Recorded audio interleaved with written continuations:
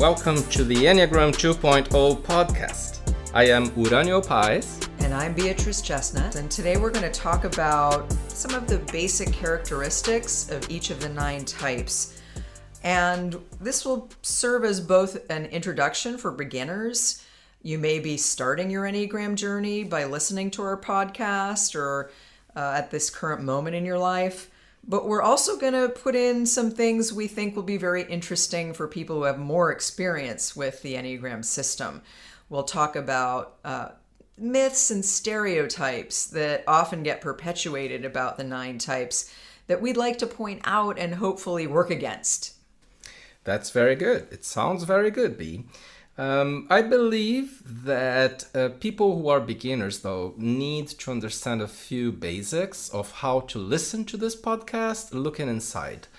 So it's useful if you don't take only this moment of life you're in, if you look back to all moments in your life. Apart from this, you can also think that type is present in all areas of your life and not only one. It's not only about work or about love, it's something that shows up in all areas of your life.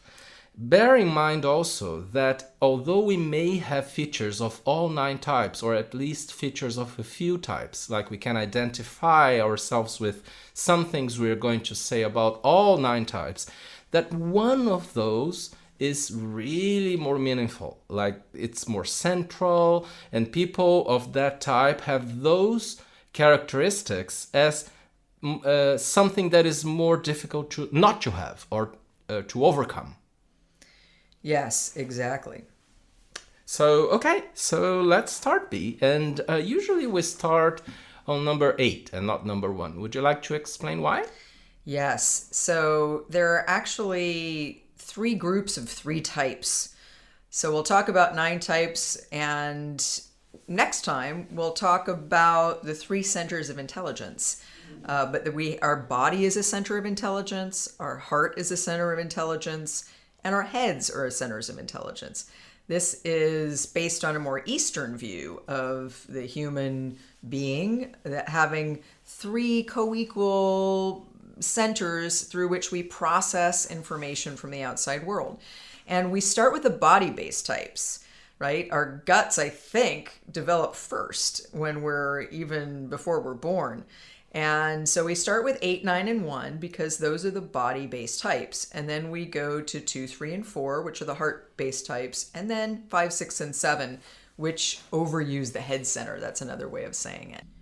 For each of the 9 types, we'll cover some of the basic core traits, some strengths and challenges.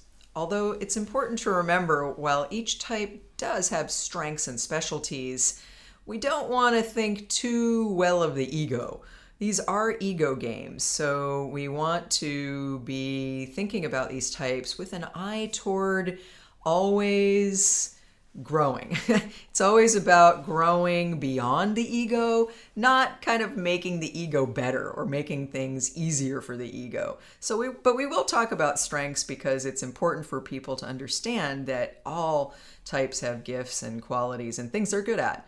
The problem is when we overuse our strengths and we don't develop a wider range of capacities.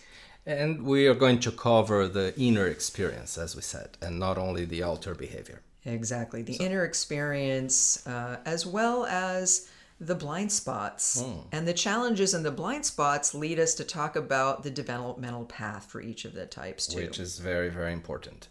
Should we start with type 8 then? So type 8s, sometimes called the boss or the challenger, their focus of attention is on the big picture, on power and control, on exerting strength, protecting the weak, on fighting for justice, on truth, and creating order out of disorder.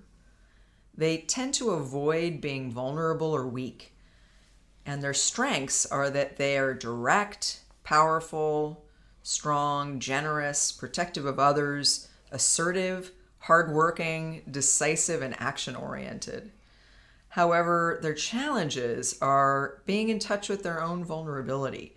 They tend to deny any weakness they might have and overcompensate by expressing a lot of strength in the world. They can dominate situations, they have a larger than life presence. They often get the feedback that they're intimidating, even though usually they're not trying to intimidate at all. They're just being themselves. Right. And eights are also very intense in different ways. This has to do with a basic emotional pattern that they hold in the inside of excess. The heart wants more, more, and more, and then they become somewhat of larger than life people. Now, intensity can be something that other people in the outside see or not, but it's usually sensed, perceived in the senses.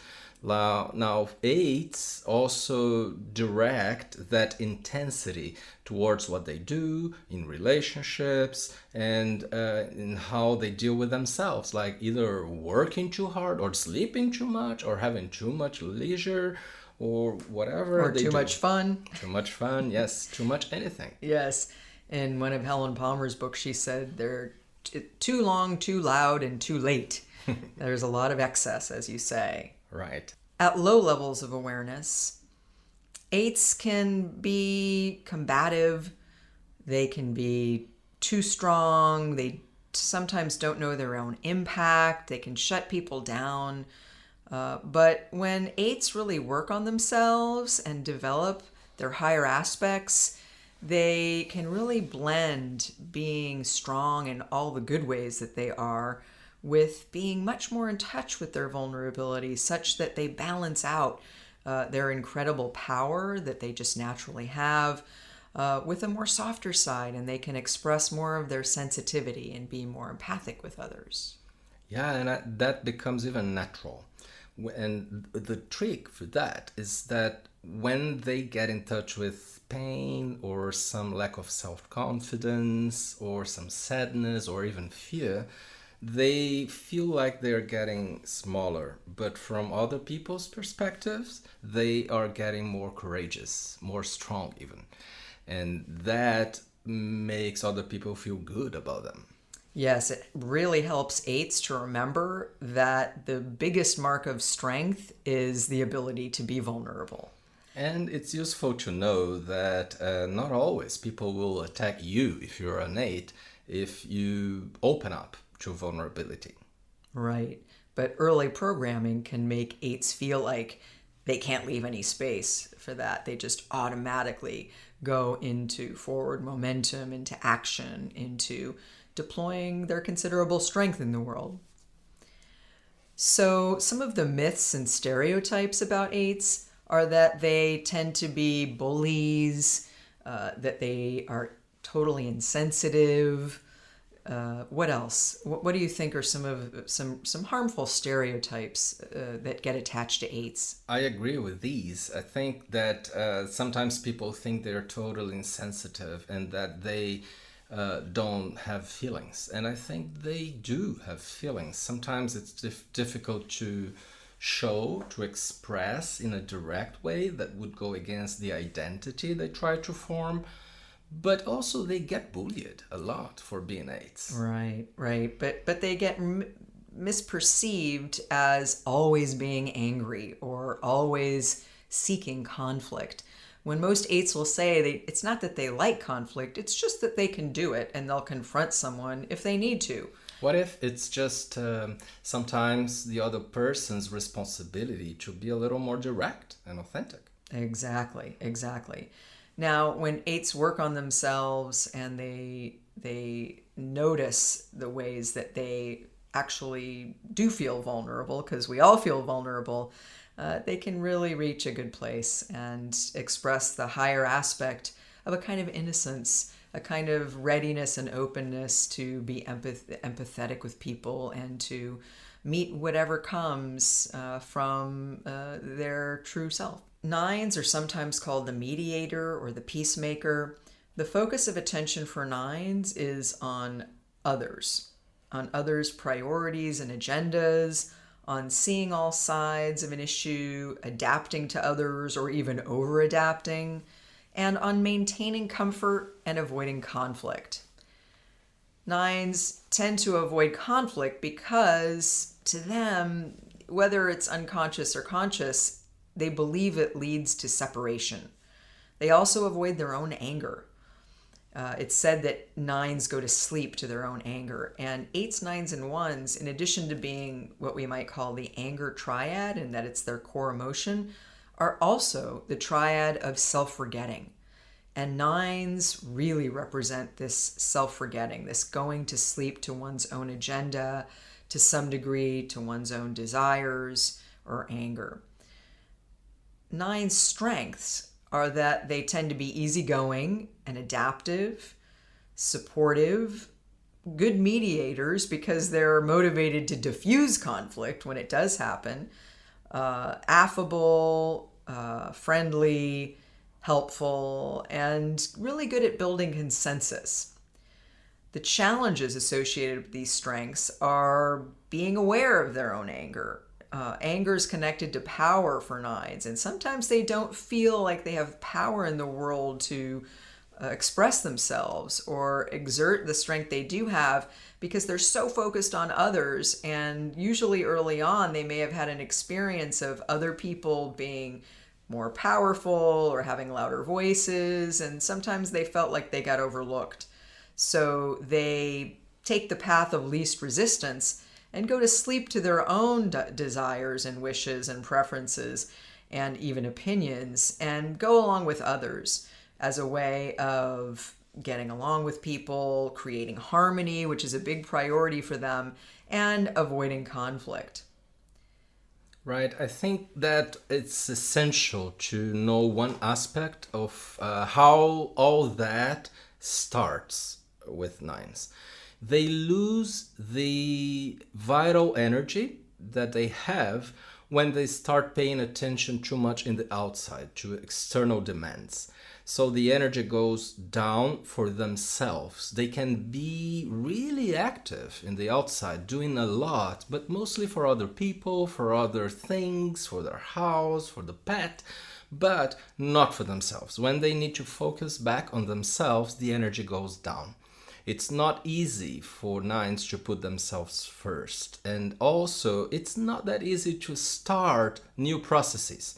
It's easier to keep doing what is already in place. What do you think are some myths and stereotypes about nines? I think the main one is that nines can be can have low action in general. So it's not true. Most nines are extremely active. It's that the energy falls down when they focus on themselves or on starting something new in general.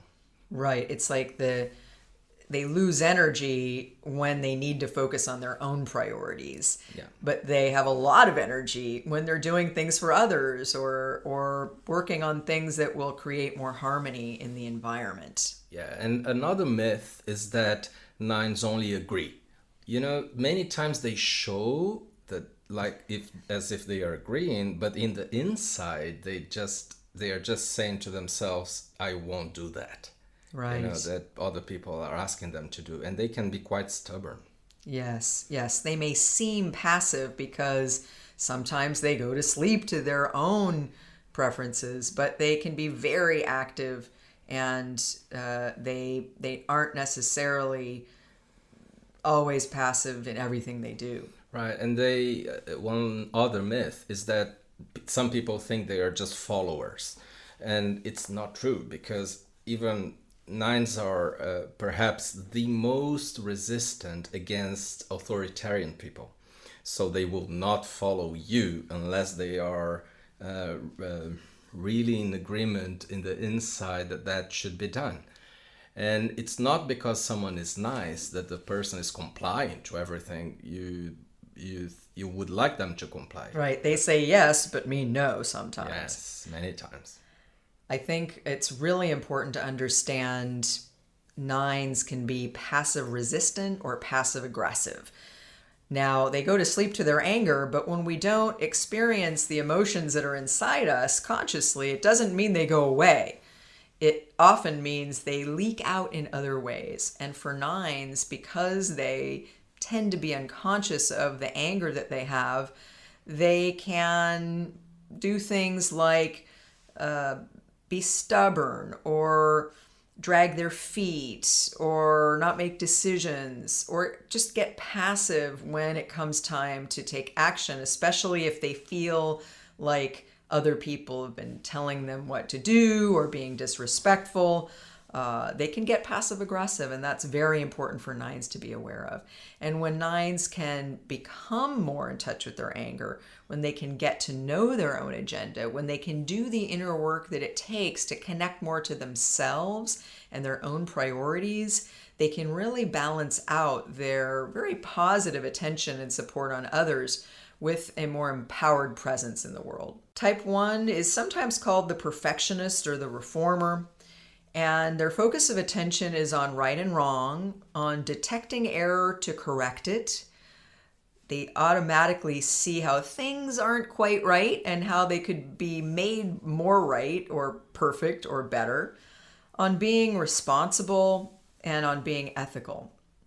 They tend to avoid making mistakes, being wrong, and what they're really avoiding is being criticized from the outside. Oftentimes in childhood, one's had a painful experience of being criticized from the outside.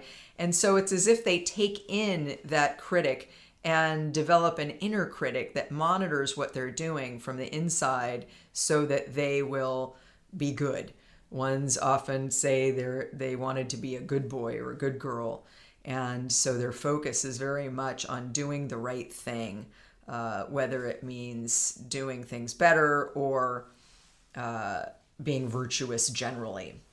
The strengths associated with the 1 personality are that they're hardworking, reliable, very oriented toward quality. They tend to be ethical and responsible, very honest, and they're people of high integrity.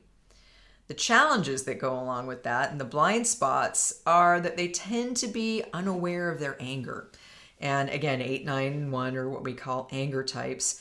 8s tend to overdo anger. 9s underdo or go to sleep to their anger. 1s are sort of in conflict with their anger. Because 1s want to be good, they often think it's bad to be angry, and so they avoid expressing it. They put a lid on anger. And so what happens is they express repressed versions of anger, like irritation, annoyance, and resentment. And in this way, they may not be fully aware of what's really true for them emotionally, especially when it comes to anger. Related to this, they sometimes don't recognize the effect of criticism or that other people feel criticized or how much they may be hurting themselves when they're very self-critical. They also really have a blind spot when it comes to relaxation and the need for fun and pleasure in their life. They can be over serious and not give themselves enough of a break enough of the time. Yes, I want to stress that I believe anger is pretty much behind most of what you've just said, B. But it's hard to admit that it's anger for a type that wants to be perfect. So there is a lot of stereotyping in our societies, in many societies, that anger is something bad. So ones don't want to be bad, and therefore they can't admit they are angry. But it starts with being angry in the inside. As you said, sometimes they think it's just being annoyed or irritated, but those are more palatable ways of saying I'm angry. What is important, though, to grow is that one's dedicate to having more fun. And their internal mechanism is to go against having fun, like duty needs to come first. And it's quite important for their development if they allow themselves to follow a bit more their impulses for fun and pleasure. Yes, very important. What do you think are some of the myths and stereotypes about ones? Well, I think that one myth is that they do everything correct. Sometimes ones have a secret life in which they dedicate some time, can be during a trip, can be during a sport, in which they are not that rigid.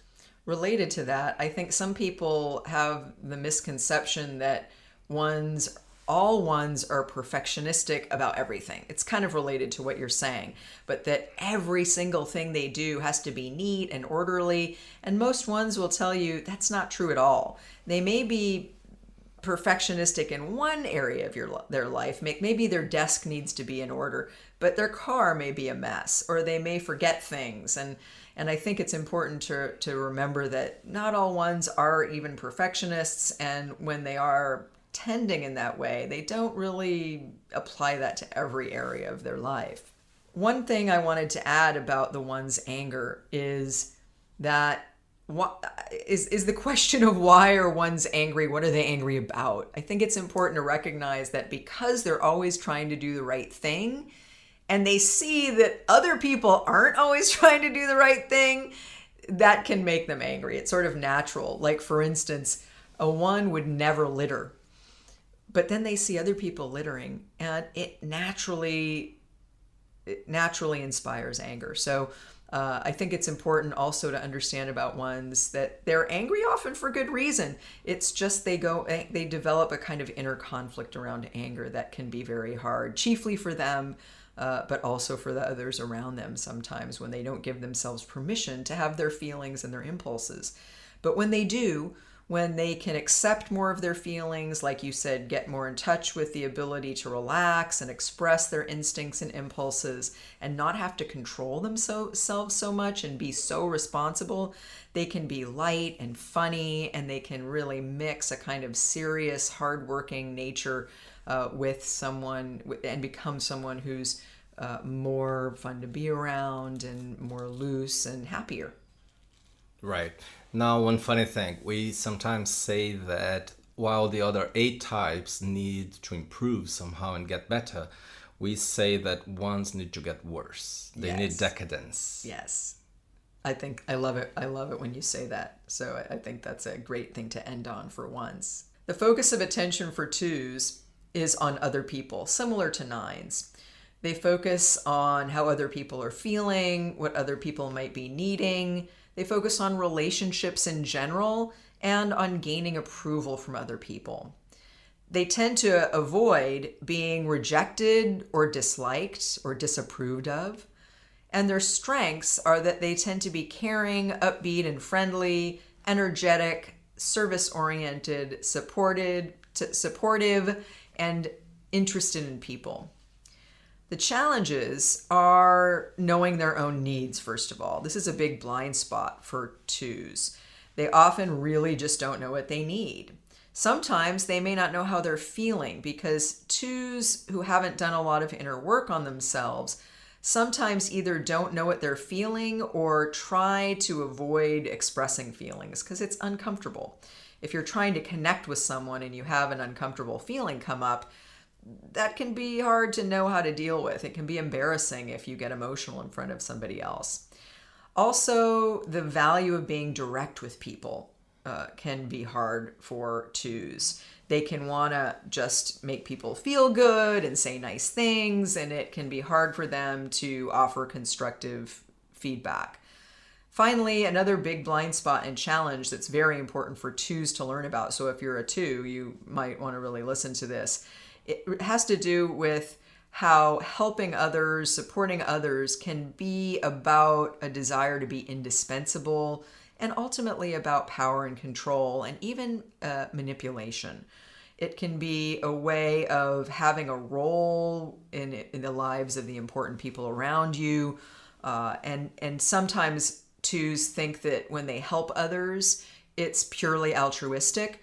And while some of the time it might be, sometimes it can be more about creating a position of power with that person. What do you think are other important things for people to know about twos? I believe it's useful to know that most of this comes from an emotional pattern in the inside that we call pride. And pride has different manifestations.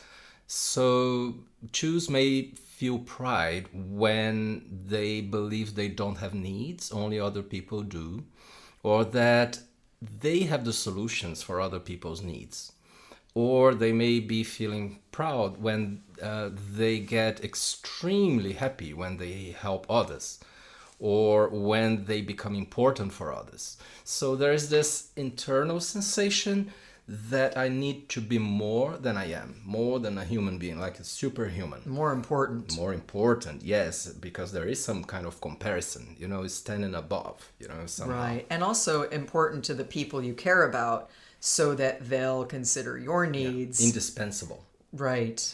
And then choose sometimes create this trap of building dependency on them. But actually they become dependent on other people dependent on them. Right, because two's whole strategy is offering help and support to someone with the unspoken expectation that others will take care of their needs in reciprocal fashion.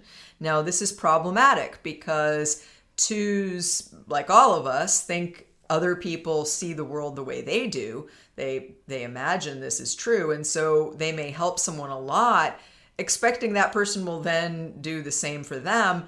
And then when they don't, because the other person's not a two and isn't thinking that way, they can get resentful and even angry. And so it's really important that twos learn that they may be meeting others' needs with an agenda, and sometimes that agenda can be a blind spot. But that is very unconscious many times. Yes. Now, talking about myths related to twos, I think that one big myth is thinking that twos always help. I like when you explain, Bea, that you believe twos are a little less about helping and a little more about being liked. Would you mind saying something about it? Yes, it actually drives me crazy when I hear a lot of Enneagram teachers, and this happens with even some of the best Enneagram teachers I know. They present twos as simplistically helping and giving all the time and liking to meet people's needs, almost like going around looking for people who have needs so they can meet them. And that's the end of the story. That's the whole description of twos. And I think this is very misleading because twos, for me as a two, it's not really about helping at all. It's about making a connection. It's about creating rapport. And as you said, it's about being liked. For me, what's much more in the foreground is, and this is where the pride comes in, there's almost like a fantasy I have or a fiction that I believe in is that I can make everybody like me. That I can, and again, this is part of the pride, through the power of my charm and what I do for people and how hard I'll work to support someone or please someone, that I can engineer positive connections and manufacture good rapport such that that person will either depend on me or like me so much that they'll just automatically take care of me when I need something without me having to ask, of course. I have to say this because it's popping into my mind right now, but I have there's a TV show that has music in it, and one of my favorite songs about twos has this title. The title is "After Everything I've Done for You That You Didn't Ask For." Right? So it's this kind of proactive, I'm going to help you whether you want it or not. But again, there's a hidden agenda, sometimes hidden from the two, him or herself, that I'm doing this and so you do something for me. So I think it's strategic help that's offered and not just simple help. And that it's much more about engineering connection than it is about altruistic giving. And so I hope that there are people listening out there who have influence if they ever hear someone making it just a very simplistic presentation of two, that they help people see that it's more complicated than that. So any more myths and stereotypes about twos before we talk a little bit about the high side? I think you said many important ones, and just the thing about not believing that they only give, but also what you said, that they are not necessarily altruistic. Yes, and I do think, and when we teach together, we focus a lot on helping to see the pride that they have and all the ways it manifests, because I think in terms of the key emotional factors called the passions, pride can be the most difficult one to spot and understand all the indirect manifestations of. But I think when twos can be more humble, when they can see how they give to get, when they can be more aware, they can really love people from a higher place. They can be altruistic givers. They can be really good relationship partners, and people who really deeply care about empowering people and loving people. And that happens more easily when they develop the courage of looking inside their own hearts in things that hurt, wounds, pain, and then they work on that. They actually become more beautiful and deep in many ways. Yes, the growth path for twos has to do with spending more time alone and really learning to shift the focus from others to yourself, and really doing a lot of inner connecting with what's going on inside. Let's do a short break. Have you already subscribed for Bea and Uranio's YouTube channel? Go to YouTube and search for Chestnut Paes and click on like and subscribe. Become a member now at Chestnut Paes online for a lot more Enneagram content from Bea and Uranio. Sign up for the annual plan and get access to hundreds of audio files, videos, monthly online classes, articles, and even full online Enneagram workshops. It's a great value. Visit www.cpenneagram.com.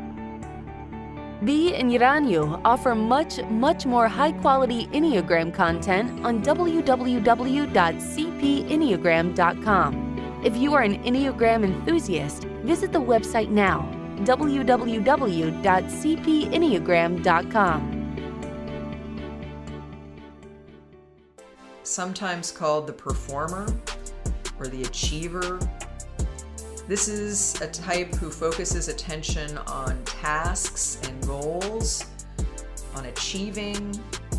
They focus a lot of attention on work, on creating lists of things to do. They love lists of things to do. On reading their audience and figuring out what does this audience think of as attractive or admirable or successful. What's the image of success that I need to create to have influence with these people, and creating a successful image based on their reading of a particular audience. They avoid failure at all costs, and they avoid being viewed as ineffective or useless or incompetent. The strengths associated with type 3 are that they tend to be very accomplished and successful. Threes are good at achieving success because they're really good at breaking the path to success down into steps and goals. And then they focus on goals like a laser beam. And the path to the goal is what's really in the foreground of what they're thinking about all the time. And so if they can meet the goal, and they meet goal after goal, they end up achieving any results they focus on achieving. And this makes them high achievers. It makes them good performers. You see threes a lot at high levels of organizations, especially in the US, but in the West in general. And they're people who really know how to fit into any situation. They're shapeshifters who can, in a chameleon-like way, turn themselves into whatever they need to be admired in different contexts. The challenges associated with this personality type are that when you're changing your presentation, your image, depending on who you're with and what you're trying to accomplish, you lose touch with who you really are, with your true emotions, with what you really want. And so you invest a lot of focus and energy into creating an image, and that image can be shifting all the time. And again, this is very automatic and unconscious for threes.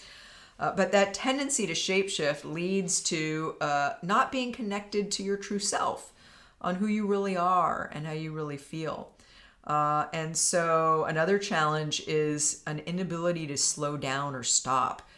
Threes are always in motion. They're the big workaholics of the Enneagram, and it can be hard for them to stop. It can be hard for them to engage in self-care, to find work-life balance. And it can also be hard for them to see there's value in failure at times, that to see failure as a learning experience and not work so hard to avoid any sign of vulnerability in the things they do. What else do you think is really important to know about threes? Well, to me, the two main things to observe if you are three is the self-deceit connected to what you call the shape-shifting, and also the adaptation, which is not optional. It happens automatically, naturally, without effort, and it's hard not to do it. It's almost impossible not to do it. If one who adapts all the time loses sight of who am I really? And the second thing is how hard it becomes to stop. While it's hard for everybody in modern societies, it's only for threes that it feels like dying. Because the whole sense of being and worth comes from what I do and not who I am. So it's very important to observe these two aspects. And when we work with people in our inner work retreats, the story we often hear from threes is that they didn't really find a growth path until they had some sort of breakdown. It's often like an illness or an injury, or one day they wake up and they can't get out of bed, that really leads them to do some inner reflection, because they get so on the path of meeting the next goal and achieving the next thing they want to achieve, that it can be very difficult to make room for feelings to slow down and really just be. What about myths and stereotypes when it comes to type 3? Well, one thing is saying that threes don't feel.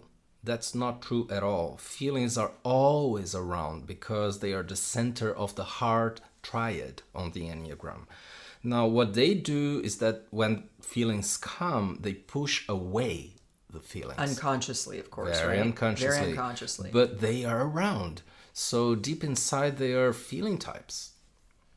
Yes, exactly. They are emotional types. They're actually the core point of the heart triad. And they're good at very unconsciously almost turning the volume down on feelings, because feelings get in the way of doing. I'm a 2, I know this. Sometimes what really slows me down when I'm trying to be productive is I get in a certain mood.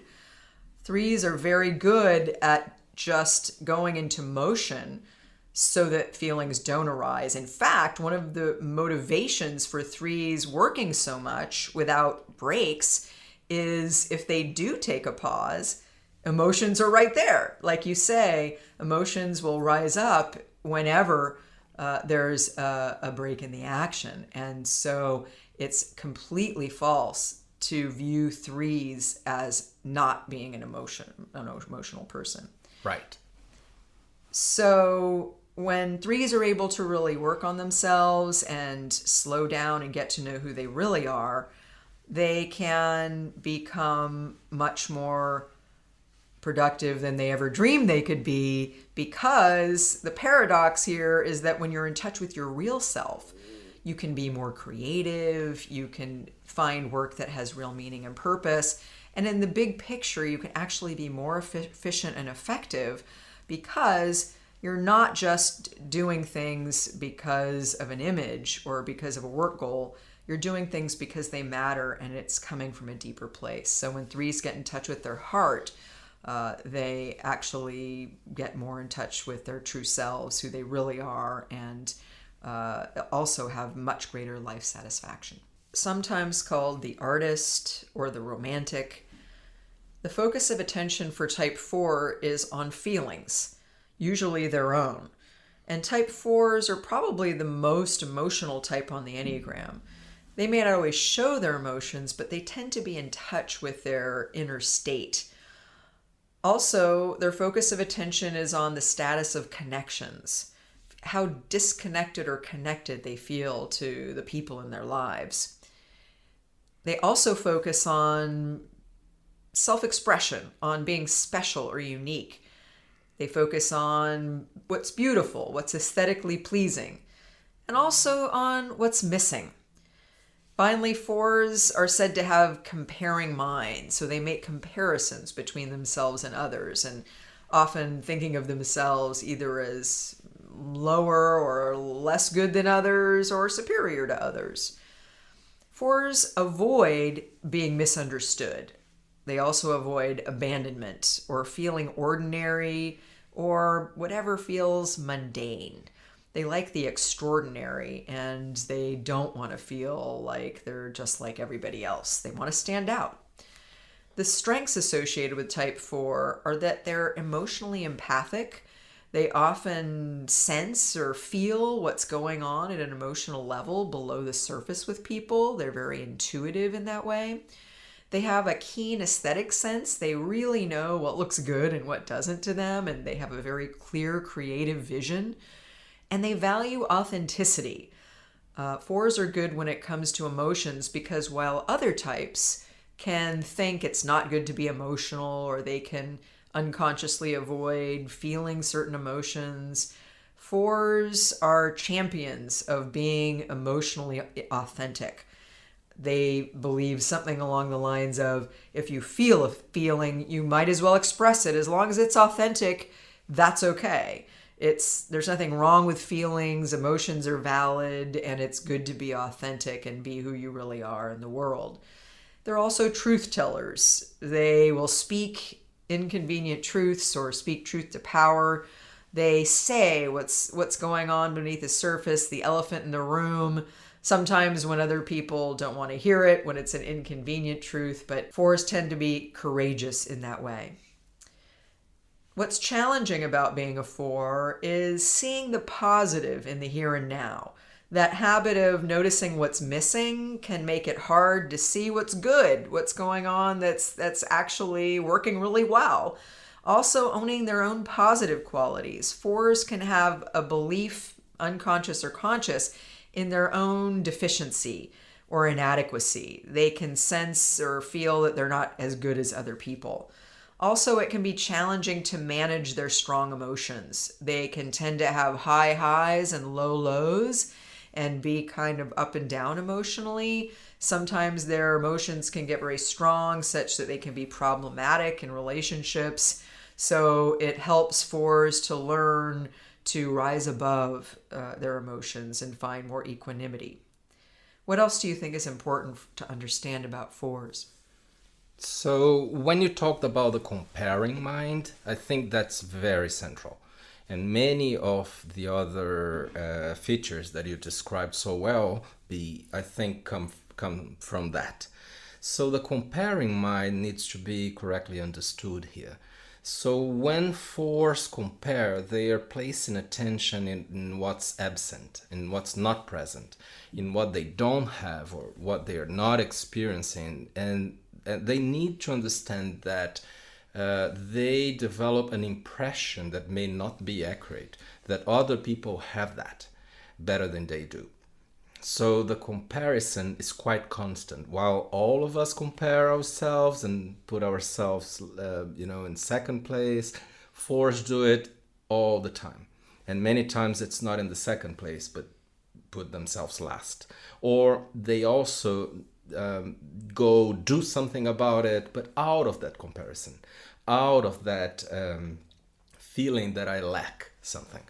Or they may complain and go against the other person, also because of that comparing mind. So the path of growth in this sense for 4s has to do with stopping comparing, has to do with not competing in the inside with other people, and valuing more what's present, not only what I wish for or long for that I once had. It's really valuing the present. Yes, they can be a bit focused on the past, and it's very helpful for 4s when they can be be happy about what is, to be more content in their lives. What do you think is a typical stereotype or a myth that is out there that people have about fours? Well, I think many times we hear that fours are necessarily dramatic, and I don't think it's all about that. Or other times we hear that they are depressed. That's a big misconception. A misconception actually also about what depression is. Right. Now, the fact here is that fours are emotional, very highly emotional, as you said. But they not always complain, they not always do drama. There are different reactions to all that, and many times this is happening only in the inside for a four, and you don't see it happening. I'd say that in some cultures, or most cultures, especially for men, you will not see much or hear much the person acting that out. And again, the Enneagram is much more about an inner experience. We need to look to what's happening in the inside to find out what our type is, not necessarily what I'm doing in the outside. Yes. A misconception I see a lot, especially in internet forums, is if you're happy, that means you can't be a four. Yes. And that's absurd, because there are many fours who are very happy and who even look happy. One of the things that might be important to say here is that the subtypes, the three versions of the type 4, look very different from one another. Yeah. And if people don't know the subtypes well, especially the approach to subtypes that we use, that we'll be talking about in future podcasts, they may not understand the varieties of 4, and that actually 2 of the 3 kinds of 4s can look quite happy and be very energetic and not at all depressed or melancholy. Yeah, sometimes we end up stereotyping the whole, all people of one type as if they were only of that particular subtype. Yes. Like in this case, we stereotype 4s. We have stereotype 4s for the social force. But we won't go into subtype now. What else about 4s, Bea? Well, I think it's important to know the growth path is in line with what we're saying. A lot about learning to appreciate themselves, learning to see who they really are and what they're good at, and not devalue themselves or reactively overvalue themselves and need to stand out or be superior to others. I think both making yourself inferior or seeing yourself as superior, it's like the two poles of a spectrum, both of which are about this comparison. And when 4s can value who they really are and learn to see all feelings as important but not need to over-dramatize or become masochistic, they can rise above and be more emotionally calm and centered, and bring the best of themselves into the world with the clear understanding of who they are. Yeah, totally agree with you. And I also think it's quite important in their growth path to learn how to get outside themselves. Right. Like they tend to spend too much time, and in some cases all time, inside themselves, especially in the heart, in feelings. And the experience is the experience I have with myself.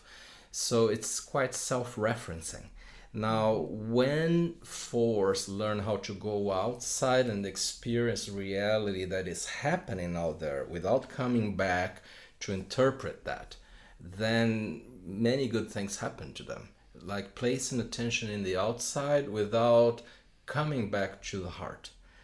Being more in the outside where things are actually happening. Being more objective and less interpreting their world through a subjective lens based on their emotional state or what they believe to be true about themselves. Emotions can be really good, beautiful, and a life is not worth it if it's not felt. Yes. But on the other hand, if it's all about emotions, it's also not okay. If there's an over-identification with emotions, Yes. just like if there's an over-identification with thoughts, that can be bad as well. Exactly. So it's not true that I feel, therefore I am, and that Everything needs to be felt. Sometimes I just need to stay with things that are happening out there. Yes. Type 5, speaking of over-identifying with thoughts. Yes, and I know quite a bit of that. Yes, you do. I am a 5. This on is the your Enneagram. type. Yes. So you can weigh in heavily in this description. So the focus of attention for 5s is on gaining knowledge, on data and information, and on managing resources of time and energy, and observing things that are happening from a distance and making sure they have space to process and think about what's happening, usually most comfortably while they're alone. They avoid having their energy too depleted, and various experiences they can have, often with other people, can feel depleting as opposed to restorative.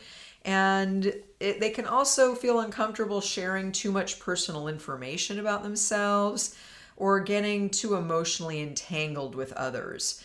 They tend to automatically detach from emotion, and again, this is an unconscious process, and go more into their heads where they feel much more comfortable focusing on analysis and being objective. Their strengths are that they tend to be independent and self-sufficient, very analytical, insightful, objective, because they're very good at automatically separating the feelings out from anything and focusing on the facts. Also, they value and respect boundaries most of the time because they want to have their own personal space. That's very important, and so they give it to others quite easily. The challenges connected to being a 5 have to do with the fact that they disconnect from emotion. It can be hard for them to especially feel their emotions in the presence of others and express them in the moment. There's a misconception, which we can talk more about, of that 5s don't have feelings. But 5s, of course, do have feelings. They just feel more comfortable experiencing them in private. Also, the need for others and how relationships can be nurturing and energy giving can sometimes be a blind spot for 5s. They can see interactions with others as sort of taking energy away from them as opposed to giving them something. So they can fear abundance when it comes to love and connection. And feel like they never have enough privacy or independence just because that's a real safe zone for them. So as the expert on type 5, tell us more about what this personality type is all about. I think that unconsciously we shut off our hearts as 5s, both for receiving and for giving. But this means that we develop deep inside a big willingness to receive more and to connect, because we start lacking that too much. There is a whole sensitivity in the inside that we don't show other people, and we are sensitive both to other people invading our space or going away from us, and we send messages that are not easy to be understood. Sometimes we want people to get close to us, but when they do, we get scared and we do things that they feel like they are being pushed away. But it's many times not personal, and many people get it personal. Now, 5s also have this quality of shutting off the heart at the moment, but processing all the feelings they have when they are alone, which can happen, in the next hour or in the next month or within years. Now, people don't usually hear back from them, though. It's very hard to share emotions. And another crucial thing to understand about 5s is that there is, a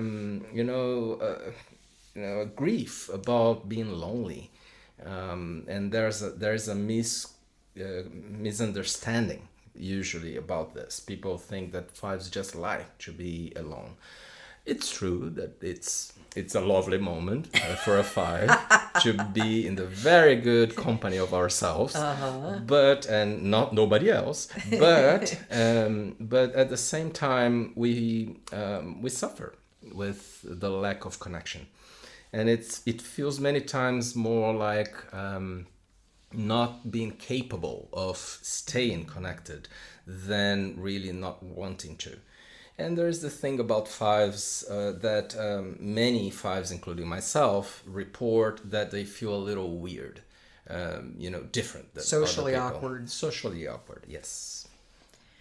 I think in terms of myths and stereotypes, we've already named a couple of them, but they really center on people believing that 5s are aloof or arrogant or completely insensitive, without emotion. And of course, this is not true.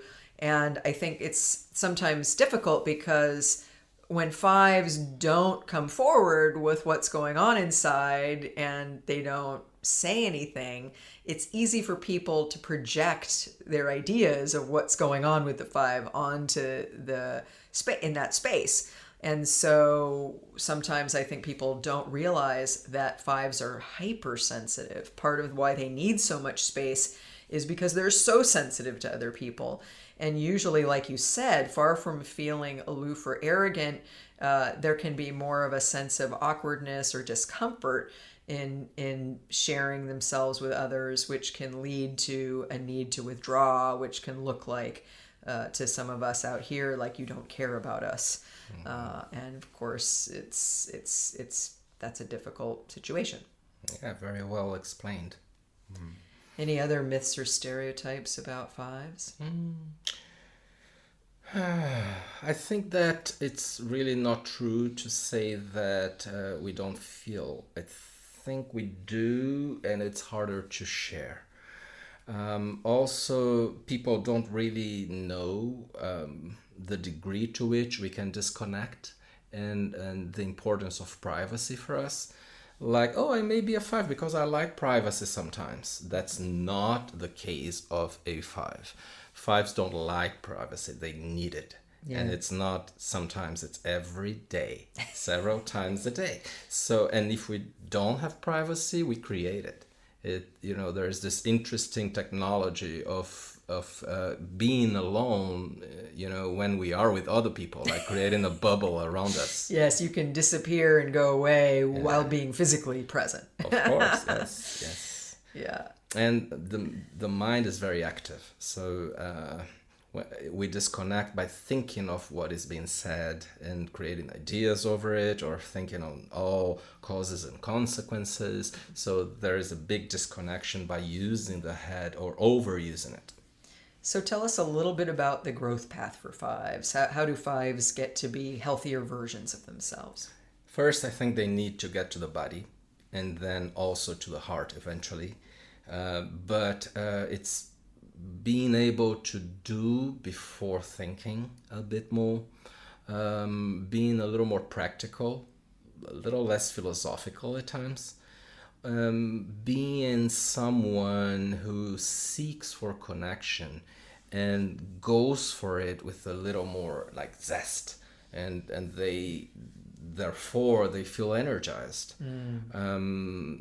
Also, I think it's very important for all 5s to be in touch with a void inside the heart, as a result of too much disconnection throughout life. We used to fill in that void by bringing in more and more knowledge and information, but it doesn't really fill in the space, which has to do with emotions and people. So being in touch with that sadness in the inside and not disconnecting from it is essential, although painful. Because when we get in touch with that side of us that feels lonely, feels bad, we start changing. Let's do a short break. The Enneagram 2.0 podcast goes live every other Thursday on all main platforms. Stay tuned to learn more about yourself and others. If you like this podcast, visit www.cpenneagram.com for much more great Enneagram content. Bea and Uranio teach in-person inner work retreats and professional workshops all over the world. They happen twice a year in California, London, Shanghai, Sao Paulo, and Cairo, and sometimes in other countries and U.S. locations too. Hundreds of students from all places and levels of knowledge have joined these courses. You can see the full Chestnut Paes Enneagram Academy calendar of events at www.cpenneagram.com. Type 6 is sometimes called the devil's advocate or the contrarian or the skeptic. The focus of attention for type 6 is on watching for potential threats and risks. It's like they're scanning the horizon for what could go wrong so that they can prepare for anything that could happen, prepare for problems that might crop up, and solve them ahead of time, even before they show up on the scene. They sometimes have authority issues and test authority because they're sensitive to power dynamics. People who have power can be a risk if they don't use that power wisely or ethically. 6s tend to avoid being unprepared in the face of threats. They can think in terms of worst case scenarios and be always focused on having backup plans or creating contingency plans in case the worst happens. The strengths are that they are analytical and insightful. They're good troubleshooters and problem solvers. What's tricky though is when you're a really good problem solver and very good at forecasting potential problems, you can become a problem seeker. And sometimes 6s get perceived by others as being overly negative or pessimistic because they're always poking holes in plans or questioning what's happening or thinking of some negative scenario that could occur if you go forward according to the current route. So what 6s would say to that, however, is that they aren't pessimistic, they're realistic. That they are thinking in terms of what could really happen, and their intention is often to help people by helping them see what could go wrong so that it won't happen and problems are solved in advance. The challenges for 6s are having more faith. 6s have trouble trusting people, sometimes trusting themselves. So learning to have faith in things as opposed to feeling like they need to control things. 6 is the core fear point, and so sometimes they have fear or anxiety. This can be conscious or unconscious, depending on subtype usually. So learning to trust themselves, others can be an important path for them. But it's also important to say here that a lot about type 6 varies depending on the subtype. And remember, the subtype points to the fact that there are 3 different versions of each of the 9 types, depending on which one of 3 instincts or instinctual drives is dominant in your experience. And it's almost hard to talk about 1/6 because the 3 6s, similar to the 4s, are so distinct from one another that it can be hard to say this or that trait applies equally to all 6s. So for instance, self-preservation 6s, which we might say is a more phobic or fearful 6, their challenge is building confidence and not projecting their power onto others, but owning their power and learning to express more aggression. And the counterphobic 6, sometimes called the 1-to-1 6 or the sexual 6, is a 6 that actually needs to get more in touch with vulnerability and fear, because oftentimes they go into getting active to meet threats. It's a little bit like how we often say that the different reactions to fear are fight or flight. The 3 versions of type 6 represent these different reactions or responses or coping strategies when dealing with fear. There's 1/6 that wants to run away. That's the phobic 6, the flight 6. There's 1/6 that wants to fight. That's the counterphobic 6, or the 1-to-1 or sexual 6 that moves toward the source of fear to meet that challenge with strength and sometimes intimidation.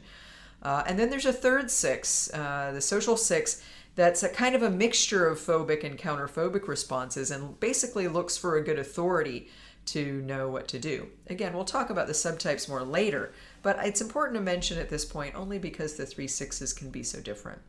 So what else do you think is important to know about sixes? Well, apart from your very good descriptions, I think that sixes benefit a lot when they realize how they project their own fears onto everyone and everything.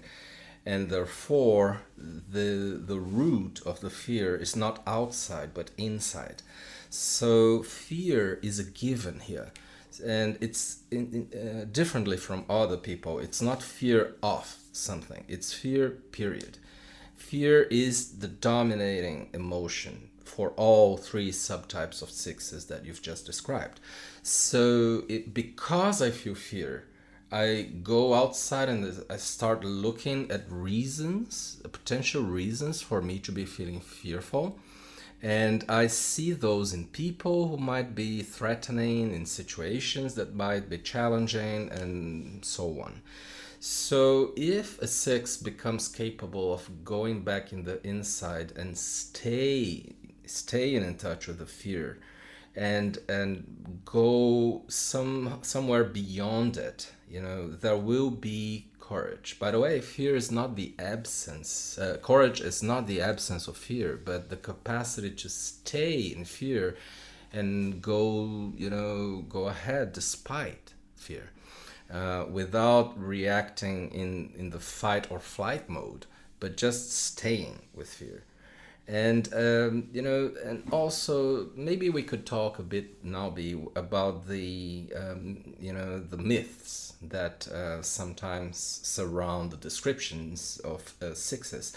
And I would like to start, if possible. I think that one of the myths is that sixes are always talking about problems or being negative. I believe that they are more contrarians than this. So it means that if someone starts talking about problems, they will start talking about good things that are happening. Solutions. So a leader in an organization, or for instance, I like soccer, as you know, football, and they, there are so many coaches who are sixes, in my view, and many times when the team loses, they are calm and they are confident that better moments will come, while when the team is winning, they focus on the problems, the issues, so they're trying to investigate what's behind any good situation. It's a little scary to have success, and they many times play the devil's advocate, as you said.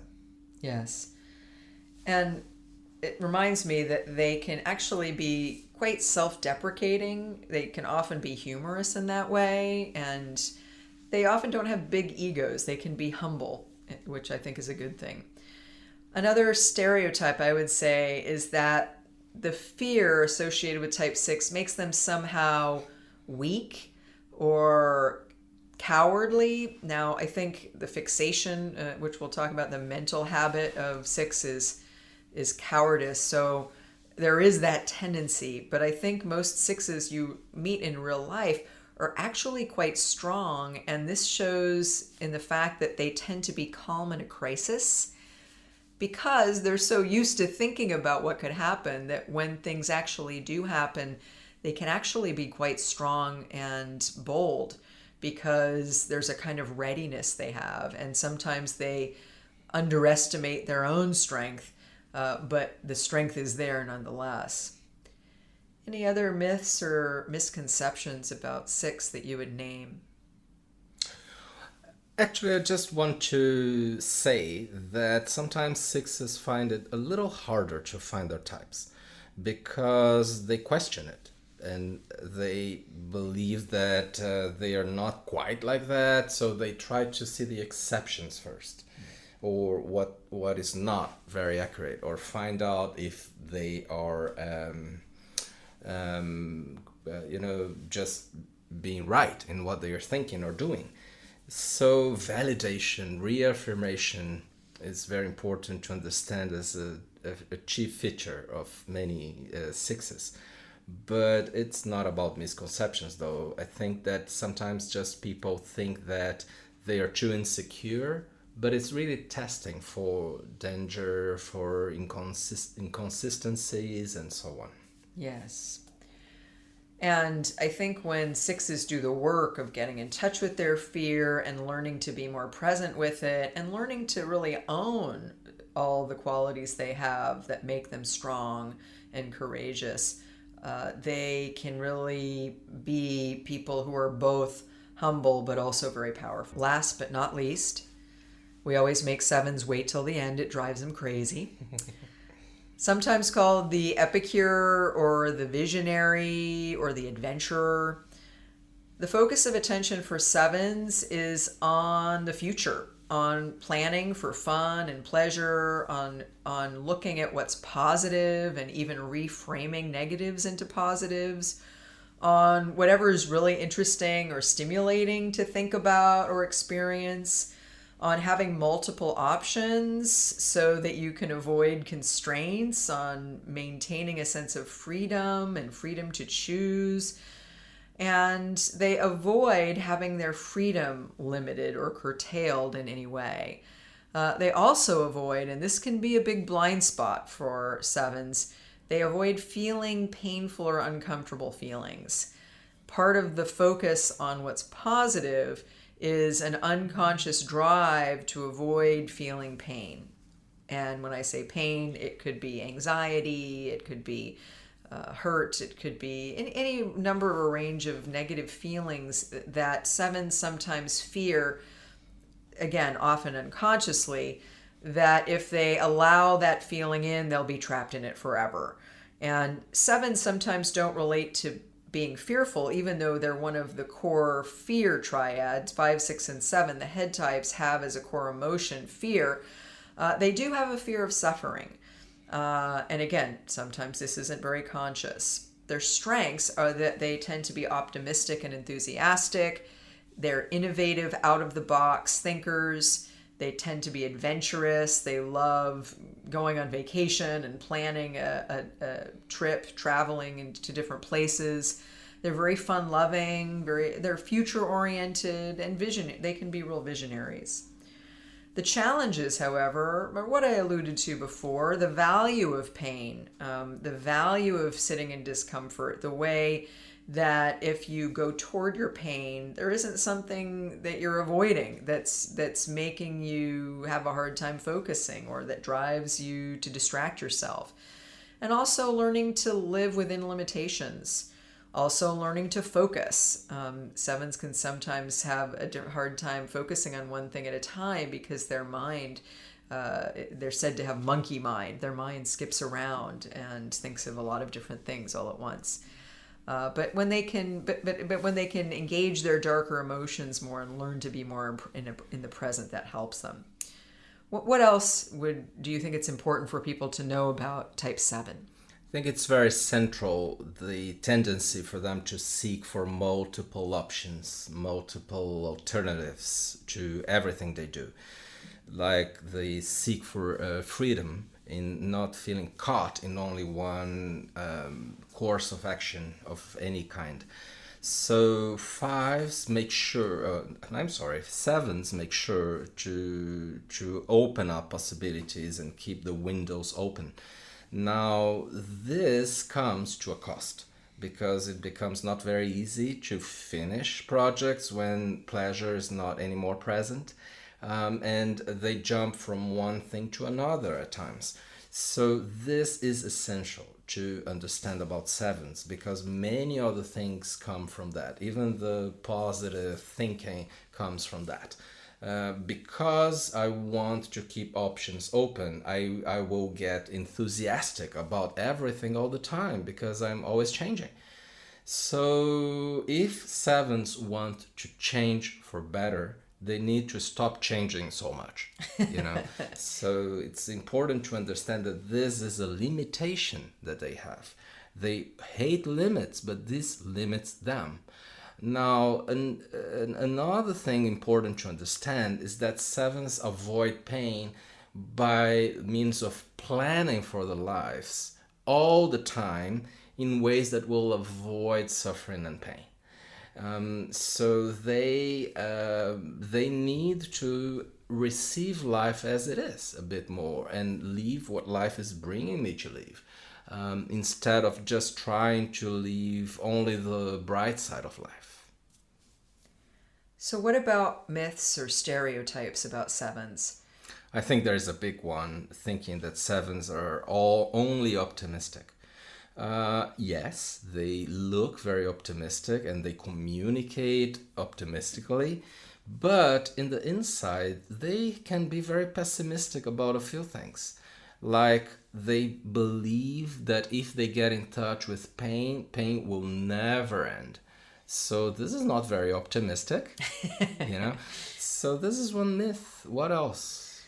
I think sometimes people think that sevens are only flaky or unreliable, that they can't make a commitment. And certainly some sevens can be this way, but I think overall most sevens can really make a commitment. I know many of my seven friends are in long-term committed relationships and quite happy ones.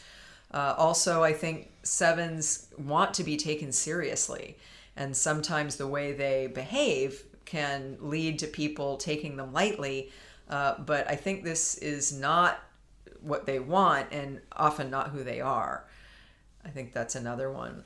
And also I would say one more is that sevens never feel pain. I think some sevens can be open to it. And so it's a little bit like fours, the stereotype that if you're happy, you can't be a four.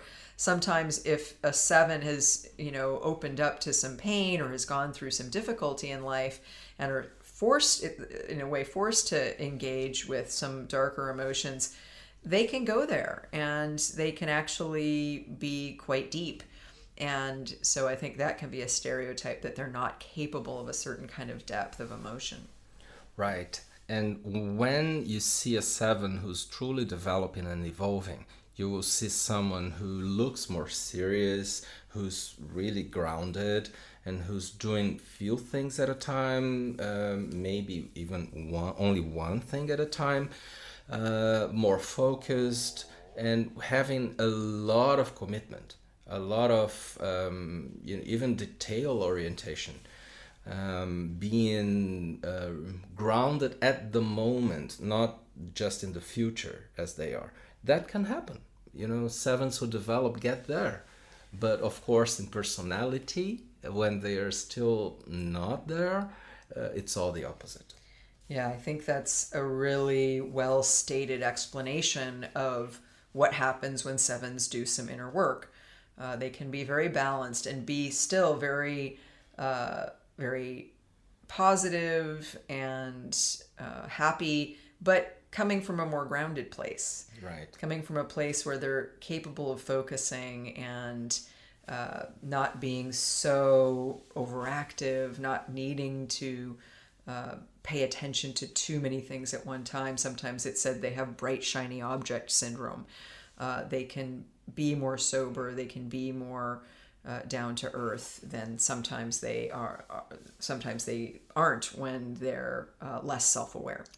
Right. I think, B, for this podcast, it's useful to add an observation now, not only for sevens, but for all 9 types. It's useful if we think of the 9 types as living paradoxes. Like these descriptions that we provided are more descriptions of the 9 personalities when people are not very evolved. But we also talked about the path of development and what happens with each type when they follow it. So there was a totally different description towards the end, which is sometimes the opposite of what we had been describing. So there is this side and this other side, and they are like 2 poles, and we are in between them somehow. Many times closer to personality, but sometimes, in the middle. And this brings us an understanding that there is a tension, inside between two concepts of who I am. And understanding this tension and even maximizing this tension has to do with good inner work. Yes, the Enneagram needs to be thought of as having two dimensions, well, at least two.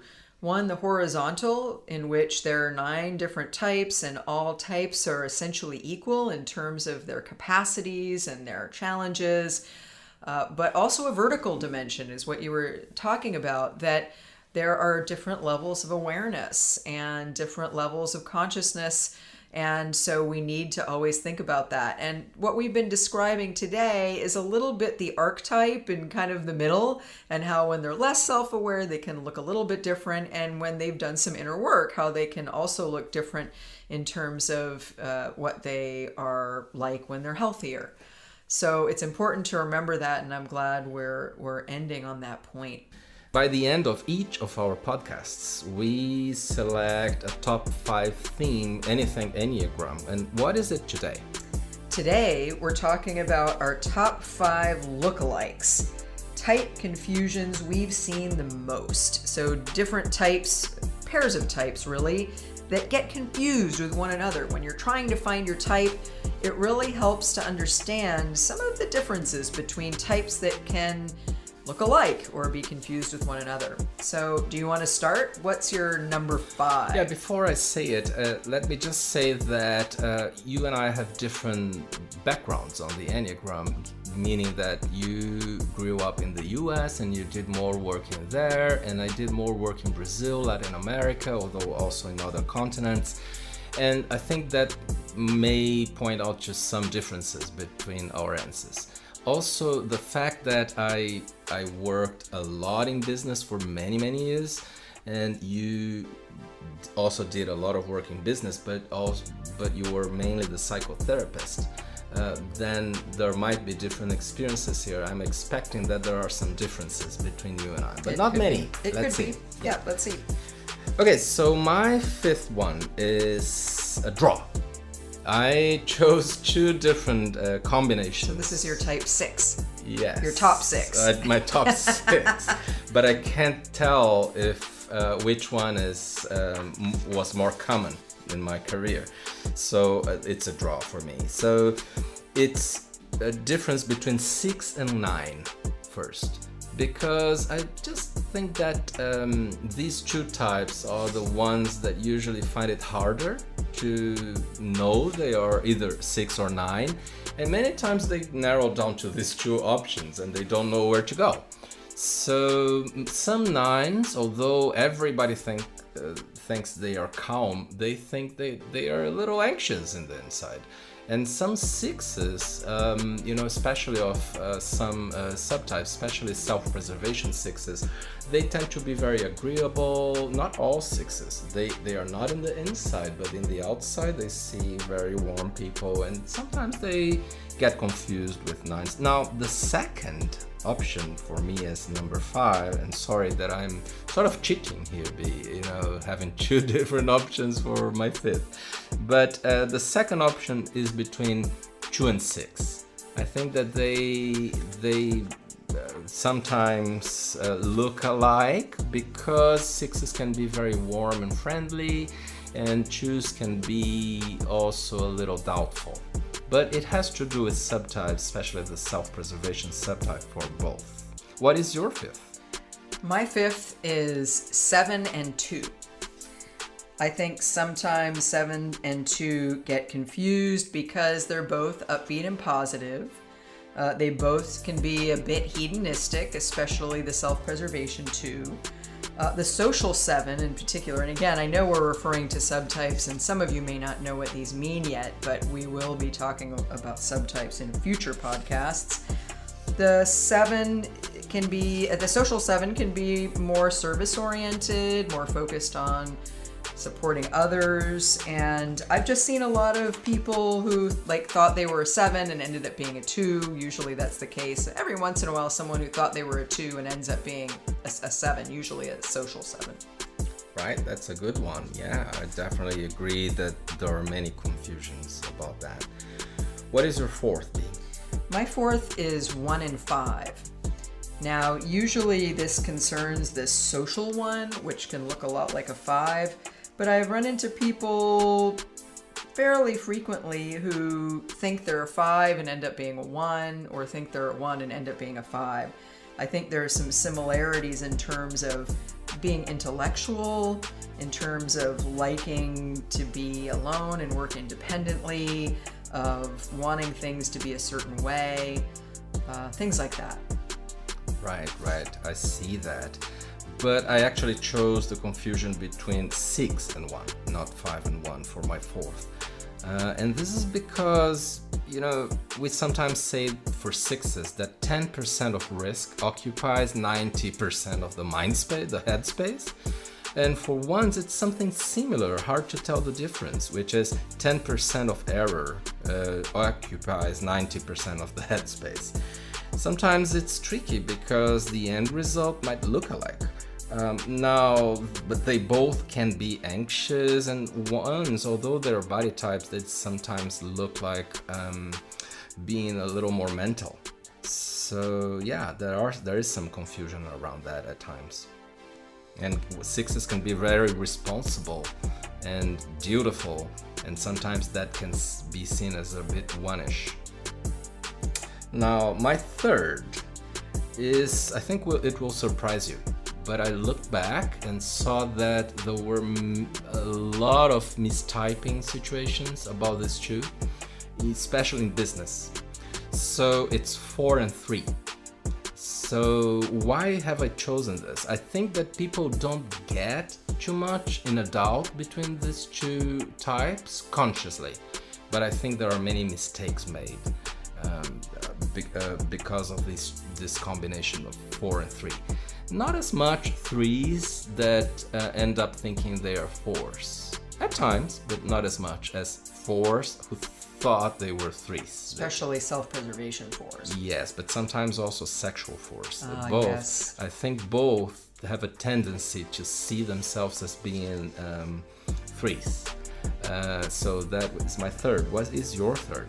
My third is, and I think this is another one you see in business a lot, especially among men, and that is 3 and 8. Yes. I think especially social 3, but 8 and 3 can both be very assertive, direct, hardworking, very action-oriented, goal-oriented, very competitive, even aggressive in some cases. And so I see this a lot where someone can't decide if they're a 3 or an 8. And especially, say, in a leadership position, both of these are types that you find a lot among leaders. Yeah, great. Okay. So my second is 9 and 2.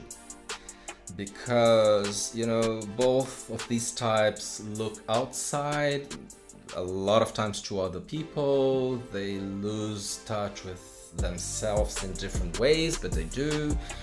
They are outer oriented, and many other similarities between 9 and 2 that I'm sure you agree with. So this is number 2 for you, right? It's number 2 for me. Yeah. So number 2 for me is 1 and 6. Which you had in your top 5. And for all the same reasons you said, I won't repeat them, but I see them as both being dutiful and sometimes a bit, what gets described as perfectionistic or particular about how things happen, implementation, things like that. So for my number 1, I had 2 and 9. So tell us more about this confusion. What do you think? This is the one I see the most.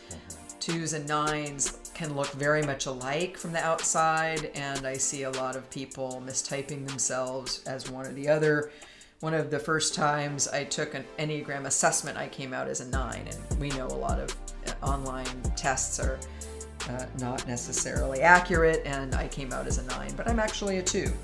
But I think sometimes it can be, not only is this a common lookalike, but it can actually be really hard to tell apart in terms of both of them having orientation toward focusing on others, on being helpful and supportive, on avoiding conflict, on wanting to create harmony, on mediating and being diplomatic.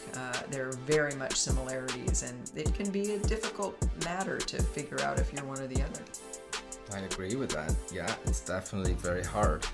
Now, that was my second, and I had to look back and see what was the actual combination that produced more doubts for students of mine, you know. And as I have worked in business, and most of the time in Brazil, my home country, I need to say that by far the biggest doubt was between 3 and 7. This was really common for me. And maybe because Brazil is a 7-ish culture, and there were doubts between 7 and many other types. But I think that these two types are both very positive, optimistic. They look to the future a lot. They do a lot of things at the same time. Many times they multitask. And they can have not only a positive outlook, but they communicate in positive ways. Like sometimes we say, mostly for 3s, that the communication pattern is like advertising, you know. But and they seem to be, you know, self-confident and happy about themselves. So there are many ways that they can look alike. Now, there are many important differences. So one of them we tell sometimes in the format of a joke. It's like 3s really need other people to like them, while 7s like themselves a lot already. And they don't necessarily need others to like them. You know, to me, this is a little bit the difference between vanity for 3s and a little bit of narcissism, not the pathological one, for 7s. Another difference is how hard it is to focus for 7s, while it is not that hard usually for 3s. That's the number one way I tell the difference when someone's struggling between 3 and 7, which happens a lot. I also see these that while 3s shapeshift all the time, like they act differently to people of different groups, 7s don't do that much. They actually try to make other people shift to adapt to them. Right. You know, so yes. And 7s are known for you know, dealing with people from different levels of in the company's hierarchy the same way, like with the most simple person to the president, you know, and they don't even adapt language at times if they don't watch out for that. So yeah, this was my number one. If you want more information about how to tell the difference between pairs of types that can look alike, there's an appendix at the end of the complete Enneagram. It's a very good one. That has a full description of the similarities and differences between all the pairs of all the types. So that's just something for you to know about as a reference in case you want to understand more about the lookalikes that we've talked about, or even some of the ones we didn't talk about. And we certainly hope that if you were trying to find out your type, that this podcast has helped you. But if you are not sure yet, don't panic, because it's really hard at times to find out our own type on the Enneagram. But just know, if you keep reading, if you keep following our podcast, you will get there. And when you do, then you'll find out wonderful things about yourself. Sometimes we say that some people take longer to find their personality types on the Enneagram than they do in other models. But when they find out what type they are, they find out much more about themselves. And by the way, it might not all be wonderful, but it will all be a good learning experience. Yeah, it's worthwhile. So this has been the Enneagram 2.0 podcast. I'm Beatrice Chestnut. I am Uranio Paes. Join us again next time as we talk about all things Enneagram. Thank you. Please click on like to help spread the word about our podcast. Thanks for listening.